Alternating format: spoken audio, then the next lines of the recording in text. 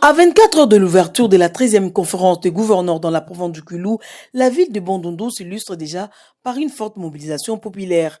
Dès les premières heures de la matinée du lundi 23 mars 2026, militants et militants du parti Lumumbiste Unifié Palou, venus de différents horizons du Kulou, se sont mobilisés comme un seul homme pour accueillir leur autorité morale.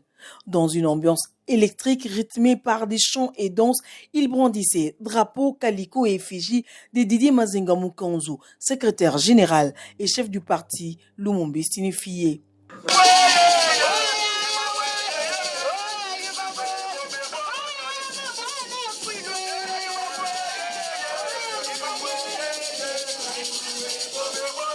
À la descente de son avion, Didier Mazenga Mukanzu a été accueilli par le vice-gouverneur de la province, ainsi que plusieurs autorités politico-administratives, militaires et les cadres du parti. Prenant la parole, le secrétaire général du parti, Lumumbiste Unifié Palou, a appelé la population à une mobilisation massive en vue de réserver un accueil chaleureux au chef de l'État Félix-Antoine Tshisekedi Tshilombo, attendu dans la ville dans le cadre de ses assises.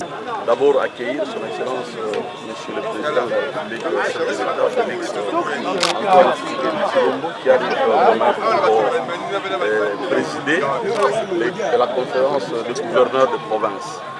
Et parmi les activités qui vont s'organiser, je suis aussi intervenant comme panéliste dans les activités de la conférence des gouverneurs.